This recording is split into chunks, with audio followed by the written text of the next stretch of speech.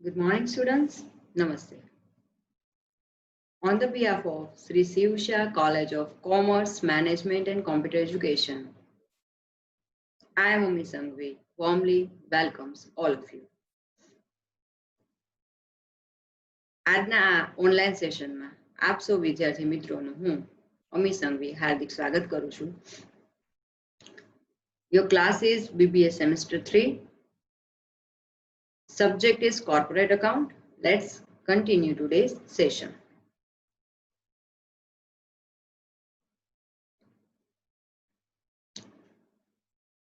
આપણે વાત થઈ હતી એમ દર વખતે સેશન શરૂ થાય એટલે સૌથી પહેલા આપણે સિલેબસની કોપી મૂકવાના છીએ.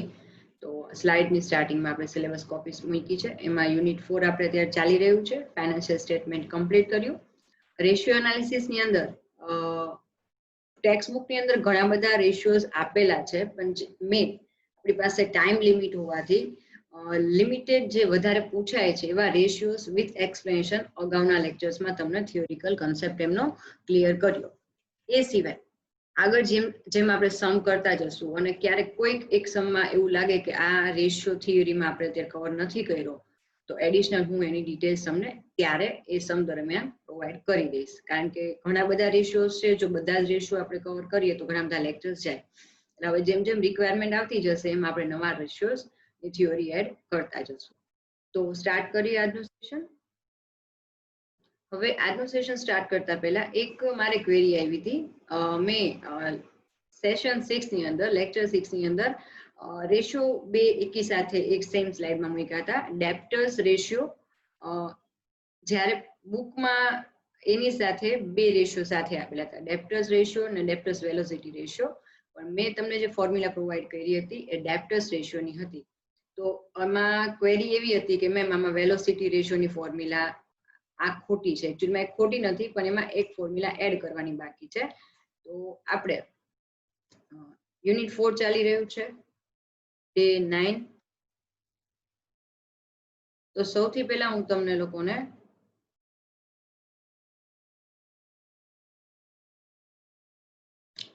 ડેપ્ટર્સ રેશિયો જે આપણે લેક્ચર નંબર 6 ની અંદર આપણે કવર અપ કર્યું હતું એમાં મેં એકી સાથે નામ બે જોડે મૂક્યા હતા, debtors ratio, debtors velocity ratio. તો અહીંયા એ મોડિફિકેશન એક કરવાનું રહેશે તમારે લોકોએ. જો ડેપ્ટર્સ રેશિયો પૂછાય તો આ જે થિયરી મેં તમને કરાવી હતી એ પરફેક્ટ છે, કોઈ એમાં ઇશ્યુ નથી, ખોટું નથી. સેમ આ જ સ્લાઇડ આપણે ત્યારે પણ યુઝ કરેલી છે એટલે હું રિપીટ કરી રહી છું. ડેપ્ટર્સ અહીંયા મેં ડેપ્ટર્સ રેશિયો ઓર વેલોસિટી વર્ડ મૂક્યો છે.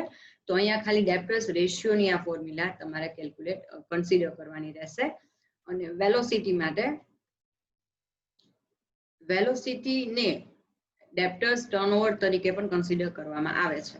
તો અહીંયા નોર્મલી ડેપ્ટર્સ ટર્નઓવરની ફોર્મ્યુલા વધારે નહોતી પૂછાતી એટલે મેં આ ફોર્મ્યુલા ત્યારે એડ નહોતી કરી. હા, પણ ટાઇટલની અંદર ડેપ્ટર્સ વેલોસિટી મેં એડ કરી દીધું હતું જેથી કરીને વિદ્યાર્થીઓને તમને કન્ફ્યુઝન ઊભું થયું. તો એ બદલ તમને હું સોરી કહું છું. તો હવે એ કન્ફ્યુઝન દૂર કરી નાખજો. તો સૌથી પહેલા આપણે અગાઉ જે જોઈ હતી એ ડેપ્ટર્સ રેશિયોની ફોર્મ્યુલા છે જે પરફેક્ટ છે, અને ડેપ્ટર્સ વેલોસિટી અથવા ટર્નઓવર જે કહેવાય છે એનું હું તમને એડિશનલ ફોર્મ્યુલા નીચે અત્યારે મૂકું છું. આ સિવાય પણ બીજા ઘણા બધા ફોર્મ્યુલા છે એ ટેક્સ્ટ બુકની અંદર છે, જેમ જેમ આવતું જશે એમ હું તમને એડ કરાવતી જઈશ. અને મારો બને એટલો મારો પ્રયત્ન હોય છે કે હું એ રીતે કરાવું કે તમને કોઈને ઇશ્યુઝ ન થાય. અને આમાં તમારે થોડોક નાનકડો ઇશ્યુ થયો તો હું એ અત્યારે સુધારી રહી છું. તો હવે ડેપ્ટર્સ વેલોસિટી રેશિયો અથવા ટર્નઓવર શબ્દ જ્યારે એક્ઝામમાં પૂછાય તો એની ફોર્મ્યુલા આ પ્રમાણે રહેશે. Debtors turnover ratio equal to credit sales upon average debtors. તો ક્રેડિટ સેલ તમને આપવામાં આવેલું છે ટેક્સ્ટ બુકમાં, રકમમાં જ્યારે પણ આપવામાં આવેલું હોય તો એ લેવાનું. અને એવરેજ ડેપ્ટર કઈ રીતે લેશું? તો એના માટે ઓપનિંગ ડેપ્ટર પ્લસ ક્લોઝિંગ ડેપ્ટર તમને આપવામાં આવેલા હશે. જે તે ડ્યુરેશનની અંદર ઓપનિંગ ડેપ્ટર અને ક્લોઝિંગ ડેપ્ટર એનો ટોટલ કરીને ડિવાઈડ બાય 2 કરશું એટલે આપણને એવરેજ ડેપ્ટર મળશે. તો જે કન્ફ્યુઝન ડેપ્ટર્સ વેલોસિટીમાં હતું સેમ આ જ વસ્તુ ક્રેડિટરમાં પણ એપ્લાય થાય છે. તો એ પણ આપણે થોડુંક મોડિફાય કરી લઈએ. તો એ જોઈએ હવે. આઈ હોપ કે જે કન્ફ્યુઝન હતું એ ક્લિયર થઈ ગયું હશે. ડેપ્ટર્સ રેશિયોમાં ડેપ્ટર્સના રિલેટેડ મેઇન બે રેશિયો છે, ડેપ્ટર્સ રેશિયો અને ડેપ્ટર્સ ટર્નઓવર. આ આપણે લખવાનો, મતલબ કે મેં ત્યારે એડ નહોતો કર્યો કારણ કે મેક્સિમમ એ પૂછાતો, મોસ્ટ પ્રોબેબલી નથી પૂછાતો એટલે મેં નહોતો લીધો, પણ હવે ક્વેરી આવી છે તો એડ કરી નાખ્યો આપણે. નેક્સ્ટ હવે લઈએ, આ ચેન્જીસ આપણે ક્રેડિટરમાં પણ કરવાના રહેશે. ક્રેડિટર રેશિયો ઓર ક્રેડિટર્સ વેલોસિટી આપણે મૂક્યું હતું. અગેન ક્રેડિટર્સ વેલોસિટીનું અલગ નીચેથી હું તમને એની ફોર્મ્યુલા પ્રોવાઈડ કરી રહી છું.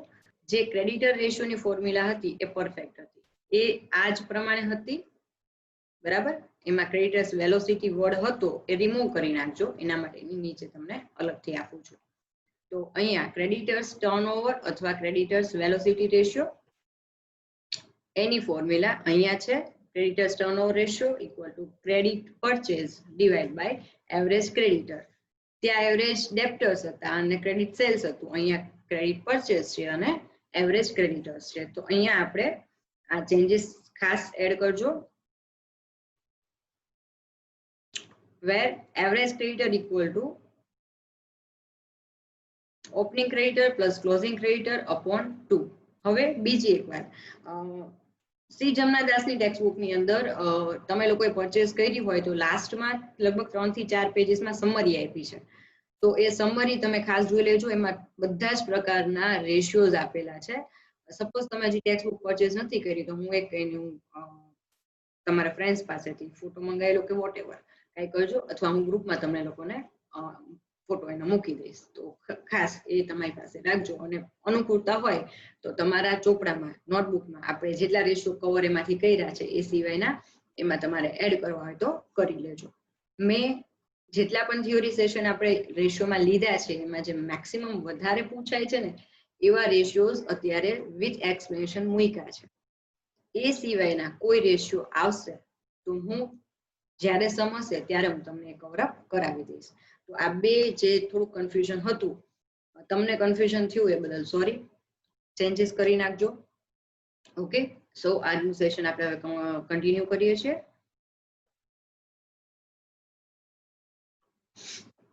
સમ નંબર 3 લઈએ છીએ. બુકમાં નવી બુક બહાર પાડે છે દર વખતે, એટલે કોઈ પર્ટિક્યુલર ટેક્સ્ટ બુકનું નહીં, પણ હું અત્યારે પેપરના સમ આપણે સ્ટાર્ટ કર્યા છે. તો સમ નંબર 3 માં આપણે લઈએ છીએ સૌરાષ્ટ્ર યુનિવર્સિટી બીબીએ સેમેસ્ટર 4 માં 2017 માં પૂછાયેલ ક્વેશ્ચન છે. Following is the balance sheet of the Friends Limited as on 31st March 2016. તો એની અંદર અહીંયા આપણને બેલેન્સ શીટ પ્રોવાઈડ કરવામાં આવેલી છે. Equity share each of rupees 10 3 lakh, preference share each of rupees 100 1 lakh, reserve આપેલી છે આપણને 3 લાખ, 12% ડિબેન્ચર જેને આઉટસાઇડ લાયબિલિટી પણ કહેવાય છે અથવા લોંગ ટર્મ લાયબિલિટી કહેવાય છે એ છે 2 લાખ, ક્રેડિટર્સ આપેલા છે 2,40,000 અને બેંક ઓવરડ્રાફ્ટ આપવામાં આવેલું છે 40,000. ટોટલ 11,80,000 લાયબિલિટીઝ નો થાય છે. ફિક્સ એસેટ 6,80,000 ની, સ્ટોક 1,20,000, ડેપ્ટર 2,20,000, કેશ 1,60,000. તો અહીંયા ટોટલ થાય છે 11,80,000. નીચે તમને એક્સ્ટ્રા ઇન્ફોર્મેશન તરીકે net profit after interest and tax આપવામાં આવેલો છે 1,10,000. તો તમારે નીચે મુજબના રેશિયોઝ ફાઇન્ડ કરવાના છે. તો આ રેશિયો માટે પહેલું છે કરંટ રેશિયો, સેકન્ડ છે લિક્વિડ રેશિયો, ત્રીજું છે return on share holders fund ratio, fourth છે return on equity share holders, capital ratio અને EPS અર્નિંગ પર શેર. અને આ સિવાય આજના સમની અંદર આપણે નવી જે વસ્તુ એડ કરીએ છીએ તો આમાં તમને કરંટ રેશિયો અને લિક્વિડ રેશિયો પર કમેન્ટ આપણે સ્ટેપ બાય સ્ટેપ આગળ વધશું. ફાઇનલ અલગ અલગ જે વેરાયટીઝ ઓફ ક્વેશ્ચન એક્ઝામમાં પૂછાતા હોય છે એમાં હવે નવી વસ્તુ અત્યારે જે એડ કરીએ છીએ એ છે કોમેન્ટ્સ. અલગ અલગ રેશિયો ફાઇન્ડ આઉટ કરીને તમારે એના પરથી અલગ અલગ પ્રકારની કમેન્ટ્સ તમારું કન્ક્લુઝન આપવાનું હોય છે. તો આજે આપણે બે રેશિયો પર કમેન્ટ્સ કેવી રીતે લખવી એ જોશું. તો સ્ટાર્ટ કરીએ સમ. સૌથી પહેલા આપણને આપવામાં આવેલું છે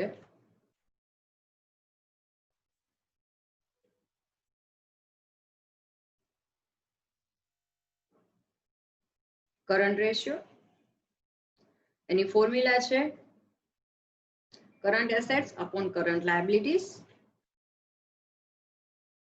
વેર ફર્સ્ટ ઓફ ઓલ આપણે કરંટ એસેટ્સ અને કરંટ લાયબિલિટી ફાઇન્ડ કરશું. તો આપણા બેલેન્સ શીટની અંદર આપણને કરંટ એસેટ્સ તરીકે સ્ટોક, ડેપ્ટર અને કેશ આ 3 ડિટેલ પ્રોવાઈડ કરવામાં આવેલી છે. જેટલું પણ બેલેન્સ શીટમાં કરંટ એસેટ્સ હોય એ તમામનો ટોટલ અહીંયા આપણે કરશું. તો કરંટ એસેટ્સમાં સ્ટોક 1,20,000, ડેપ્ટર 2,20,000 અને કેશ 1,60,000 છે. ટોટલ થશે 5 લાખ. એ જ રીતે કરંટ લાયબિલિટીઝ જોઈ લઈએ. તો એમાં ક્રેડિટર્સ અને બેંક ઓવરડ્રાફ્ટ આ 2 ડિટેલ્સ પ્રોવાઈડ કરી છે. તો બંનેનો ટોટલ આપણે લઈ લઈએ 2,40,000 પ્લસ 40,000 એટલે ટોટલ કરંટ લાયબિલિટીઝ થશે 2,80,000. તો આ બંને ડિટેલ્સ જે આપણે અહીંયા ફાઇન્ડ કરી એ હવે આપણે આન્સરમાં એપ્લાય કરી દઈએ ફોર્મ્યુલામાં. કરંટ એસેટ્સ 5 લાખ આપણે ફાઇન્ડ કરી અને કરંટ લાયબિલિટીઝ 2,80,000. તો આ રીતે આપણને કરંટ રેશિયો મળે છે 1.79:1. મતલબ 1 રૂપિયો જવાબદારી હોય તો સામે 1.79 પૈસા આપણી પાસે કરંટ એસેટ્સ છે. હવે કમેન્ટ તરીકે શું મુકાય? તો અહીંયા આઈડિયલ રેશિયો છે એ 2:1 છે. ભલે આપણે 2:1, જો 2:1 હોય ને તો એ કંપનીની સદ્ધરતા દેખાડે છે, ફાઇનાન્શિયલી સ્ટ્રોંગ છે. ક્યારે પણ લાયબિલિટીઝ પે કરવાની આવે તો આપણે કોઈ ઇશ્યુ થવાનો નથી. પણ અહીંયા ભલે 2:1 નથી પણ નિયર બાય છે. એટલે કમેન્ટ તરીકે તમે આ રીતે લખી શકો, ideal current ratio is 2:1. Here it is near by 2:1, નજીકનો છે. So it seems good. Okay, no problem. Company should try to achieve ideal ratio. કંપનીએ હજી થોડાક વધુ પ્રયત્ન કરવા જોઈએ કે જેથી કરીને કંપની આઈડિયલ રેશિયો ફાઇન્ડ કરી શકે. તો આ રીતે એક્ઝામમાં પણ તમારે અલગ અલગ પ્રકારના રેશિયો પૂછાશે અને જેમ આપણે અગાઉ થિયરીમાં જ્યારે કન્સેપ્ટ કર્યો હતો ત્યારે બધામાં લખ્યું છે કે આ નો યુઝ આ છે. તો એ યુઝના પ્રમાણે તમારે એનો કમેન્ટ લખવાની રહેશે. સેકન્ડ રેશિયો લઈ લઈએ.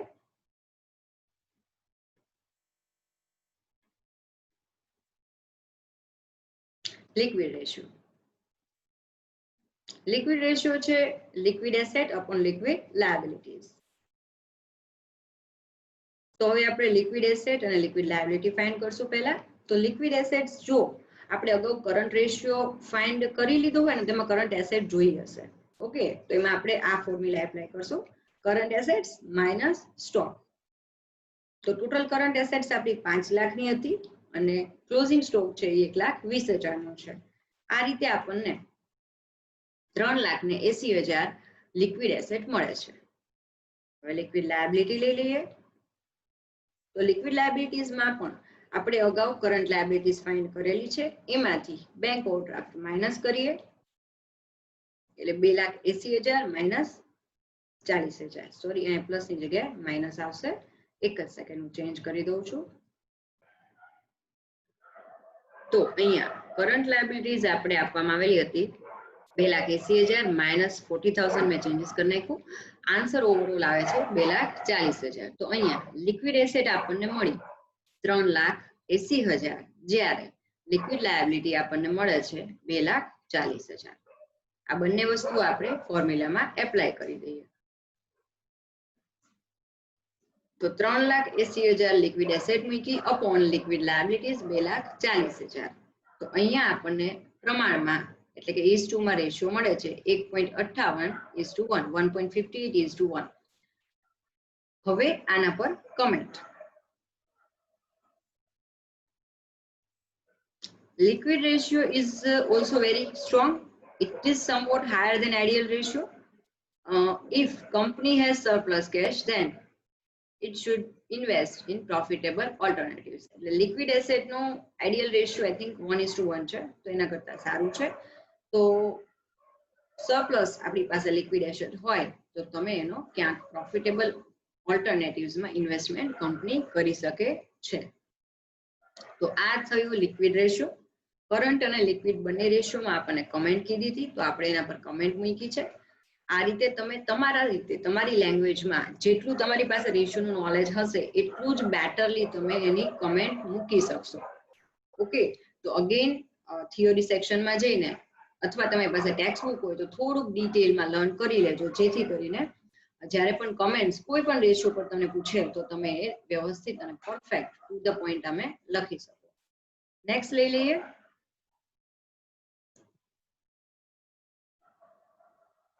ત્રીજું છે return on share holders fund ratio. Return on shareholders fund ratio equal to profit after tax upon shareholders fund into 100. તો અહીંયા આપણી પાસે પ્રોફિટ આફ્ટર ટેક્સ તમને 1,10,000 ક્વેશ્ચન ની અંદર પ્રોવાઈડ કરવામાં આવેલું છે, જ્યારે શેર હોલ્ડર ફંડ છે આપણે ફાઇન્ડ કરવું પડશે. Share holders fund equal to equity share capital, અહીંયા આપણે જે ડિટેલ્સ છે એ પ્રમાણે પ્લસ 15% પ્રેફરન્સ શેર આપેલા છે, પ્લસ રિઝર્વ્સ, ડાયરેક્ટ રિઝર્વ જ આપ્યું છે, જનરલ રિઝર્વ કે પીએનએલ એવું અલગથી નથી આપ્યું, તો પ્લસ રિઝર્વ કર્યું, માઇનસ ફિક્ટિશિયસ એસેટ્સ. તો અહીંયા ઇક્વિટી શેર કેપિટલ ક્વેશ્ચનમાં આપણને પ્રોવાઈડ કરવામાં આવેલી છે 3 લાખ, પ્રેફરન્સ શેર છે 1 લાખ, રિઝર્વ્સ 3 લાખ આપેલું છે, ફિક્ટિશિયસ એસેટ એકેય છે નહીં. તો અહીંયા શેર હોલ્ડર ફંડ આપણને મળે છે ટોટલ 7 લાખ. તો અહીંયા બંને ડિટેલ હવે આપણી પાસે છે, તો એપ્લાય કરી દઈએ. Profit after tax 1,10,000 divide by share holders fund 7 lakh into 100. તો અહીંયા ખાસ યાદ રાખજો, જ્યારે પણ આપણે મલ્ટીપ્લાય બાય 100 કરીએ છીએ તો હંમેશા આન્સર છે એ પર્સન્ટેજમાં જ આવશે. તો return on share holders fund રેશિયોમાં આન્સર મળે છે 15.71%, મતલબ કે 15.71% એ લોકોને રિટર્ન મળે છે. આના પર કમેન્ટ એક્ઝામમાં પૂછી નથી, તો આપણે અત્યારે કમેન્ટ્સ લખી નથી. Continue with the next ratio.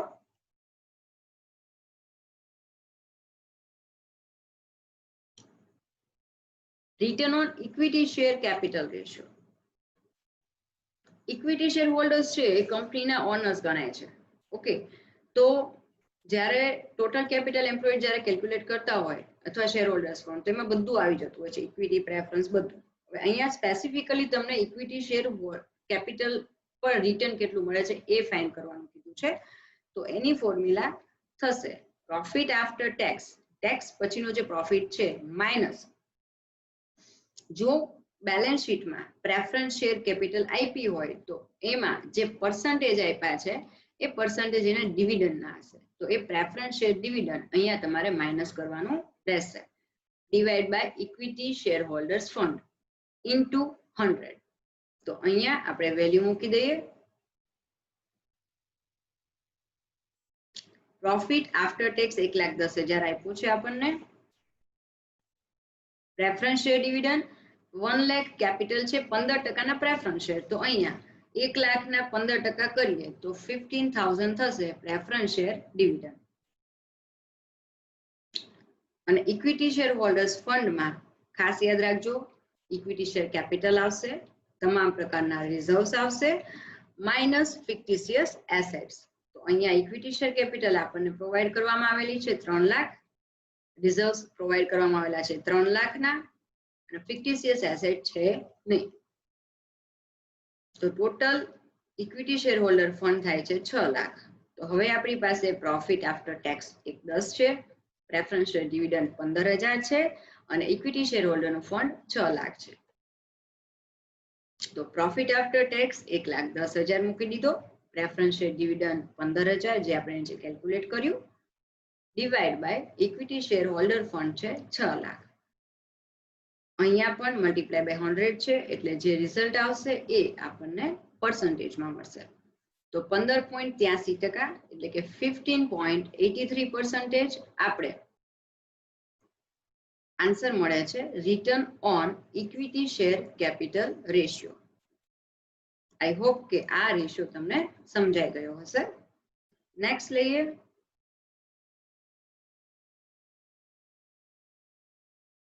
EPS એટલે કે અર્નિંગ પર શેર, શેર દીઠ કમાણી કેટલી થાય છે ઇક્વિટી શેર હોલ્ડરને, એનો રેશિયો જોવાનો છે. EPS ratio equal two profit after tax minus preference share dividend divided by number of equity share. તો ઉપરની બંને વસ્તુ આપણી પાસે છે. પ્રોફિટ આફ્ટર ટેક્સ 1,10,000 છે. પ્રેફરન્સ શેર ડિવિડન્ડ 15,000 ઓલરેડી આપણે લાસ્ટ રેશિયોમાં ફાઇન્ડ કર્યું. અને બેલેન્સ શીટમાં આપેલું છે ઇક્વિટી શેર કેપિટલ 3 લાખની each of ₹10 એટલે 30,000 આવશે નંબર ઓફ ઇક્વિટી શેર. એટલે 95,000 ડિવાઇડ બાય 30,000 એટલે 3.167 રૂપિયા. અહીંયા રૂપીઝમાં આન્સર આવશે. શેર દીઠ કમાણી થાય છે, મતલબ 10 રૂપિયાનો શેર છે, 10 રૂપિયાનો ઇક્વિટી શેર છે, એના પર શેર હોલ્ડરને 3.167 રૂપીઝ અર્નિંગ એટલે કે ડિવિડન્ડ મળવાનું છે. તો અહીંયા આપણે આ ક્વેશ્ચન કમ્પ્લીટ કરીએ છીએ. આઈ હોપ કે તમને સમજાણું હશે. નેક્સ્ટ સેશનમાં આગળ આવો જ એકાદો યુનિવર્સિટીનો સમ આપણે લેશું.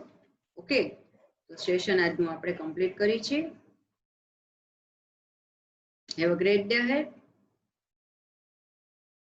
Stay safe, stay at home.